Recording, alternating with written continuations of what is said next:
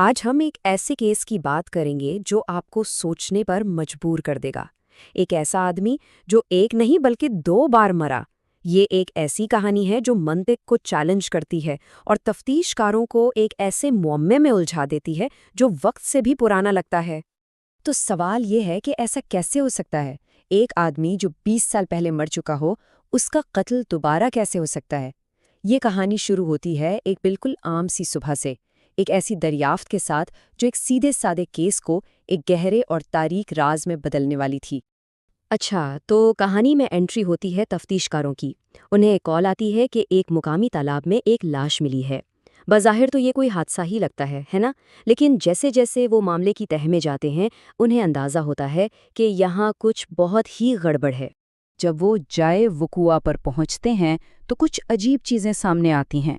लाश एक मर्द की है, जेबें बिल्कुल खाली, ना कोई फोन न बटुआ, यानी कोई शनाख्त नहीं। कमर पर एक अजीब सा जख्म है और करीब ही पानी में एक ऑटो रिक्शा डूबा हुआ मिलता है। तो क्या ये कोई लूटमार का केस था जो बिगड़ गया, या कहानी कुछ और ही है?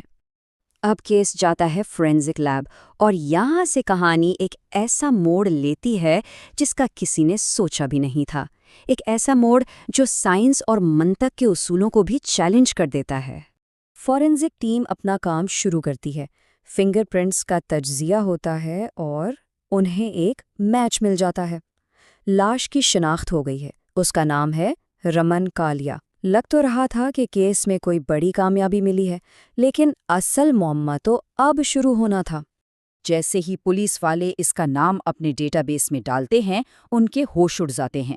स्क्रीन पर जो नजर आता है वो बिल्कुल नामुमकिन था। सरकारी रिकॉर्ड्स चीख चीख कर कह रहे थे कि रमन कालिया नामी ये शख्स, जो एक छोटा मोटा चोर था, आज से 20 साल पहले इसी तालाब में डूबकर मर चुका था। सोचिए जरा, जो आदमी 20 साल पहले 20 साल की उम्र में मर गया था, वो आज 40 साल का होकर दोबारा कैसे मर सकता है? यही तो इस केस का सबसे बड़ा मुअम्मा था। तो अब पुलिस के सामने 2 बड़े सवाल थे। पहला, अगर ये रमन कालिया है तो पिछले 20 साल वो कहाँ था और क्या कर रहा था? और दूसरा, इस बार इसकी मौत कैसे हुई? पुलिस इस डूबे हुए ऑटो रिक्शे की कड़ी से शुरू करती है। वो इलाके के दूसरे रिक्शा ड्राइवरों से पूछगछ करते हैं और उनमें से एक ड्राइवर अर्जुन कुछ अजीब हरकतें करता नजर आता है। बस पुलिस का शक सीधा उसी पर जाता है। थोड़ी सख्ती करने पर अर्जुन टूट जाता है और सब कुछ उगल देता है। वो कहता है कि उसे अपनी गर्लफ्रेंड से शादी करनी थी और उसके लिए 1.5 लाख रुपए की जरूरत थी। उसका एक रेगुलर पैसेंजर था, रमन कालिया, जिसे वो मिस्टर आर के कहता था। उसने रमन को लूटने का प्लान बनाया। एक सुनसान सड़क पर जानबूझकर रिक्शा तालाब में गिरा दिया और ये सोचकर कि रमन को तैरना नहीं आता, उसे वहीं डूबने के लिए छोड़ दिया और पैसे लेकर भाग गया। लग रहा था कि केस तो हल हो गया।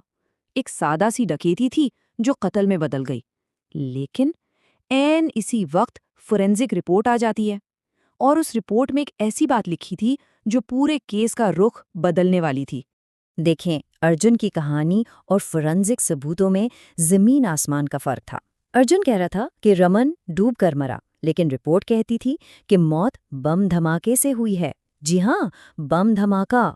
मकतूल की कमर पर जो जख्म था, उसमें से धात के टुकड़े मिले थे और ये बम उसकी कमर पर बंधी एक घड़ी में छुपाया गया था। इसका मतलब साफ था, अर्जुन झूठ बोल रहा था, या फिर इस कहानी में कोई और भी किरदार था जो पर्दे के पीछे छपा हुआ था। अब पुलिस के लिए ये मुअम्मा और भी गहरा हो गया। उन्हें ये जानना था कि पिछले 20 साल से ये मुर्दा आदमी आखिर कर क्या रहा था। एक ऐसा शख्स जो सरकारी तौर पर तो था ही नहीं, उसकी जिंदगी कैसी थी? यहीं पर उनको एक मुखबर से एक चौंका देने वाली इत्तला मिलती है। रमन कालिया कोई मामूली मुसाफिर नहीं था। वो अंडरवर्ल्ड के एक बहुत बड़े और पुरस्कार बॉस के लिए काम करता था, जिसका नाम था जे। एक ऐसा नाम जिसे सब जानते थे, लेकिन जिसका चेहरा किसी ने नहीं देखा था। फिर तो परतें खुलना शुरू हुईं। पता चला कि रमन कालिया अपनी सरकारी तौर पर मुर्दा वाली हैसियत का भरपूर फायदा उठा रहा था।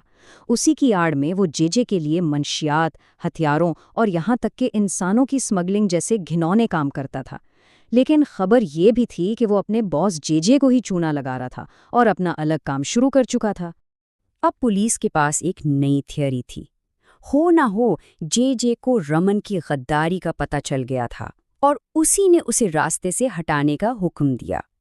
अब तफ्तीश का रुख एक ऐसे भूत की तलाश में मुड़ गया जिसका ना कोई चेहरा था, ना कोई पहचान। और अब हम पहुंचते हैं इस कहानी के सबसे चौंका देने वाले हिस्से की तरफ, जहां मास्टरमाइंड का चेहरा बेनकाब होने वाला है। तफ्तीशकारों की टीम पर एक जानलेवा हमला होता है। इस हमले से बचने के बाद उन्हें एक बात तो समझ आ जाती है कि वो जिसको भी ढूंढ रहे हैं वो बहुत ताकतवर है और उनकी हर हरकत पर नज़र रखे हुए है। उन्हें एहसास होता है कि मास्टरमाइंड कोई दूर दराज का मुजरिम नहीं, बल्कि कोई ऐसा है जो उनकी आंखों के सामने ही कहीं छुपा हुआ है। और फिर सारे सबूत, सारी कड़ियां एक ऐसे शख्स की तरफ इशारा करने लगती हैं जिस पर कोई ख्वाब में भी शक नहीं कर सकता था। चिंतक कुमार, वही पेजरर सा कबाड़ खाने का मालिक जिसने सबसे पहले रिक्शा गायब होने की रिपोर्ट की थी। और फिर आता है कहानी का सबसे बड़ा ट्विस्ट। चिंतक कुमार एतराफ़ कर लेता है कि वही दरअसल जे है, वो बैनुल-अक़वामी क्राइम बॉस जिसकी पुलिस को तलाश थी। उसने ये कबाड़ खाने वाले का रूप सिर्फ इसलिए धारा हुआ था ताकि वो कानून की नज़रों से बचकर अपना जराइम का नेटवर्क चला सके। जे का मंसूबा वाकई शैतान के जहन जैसा था।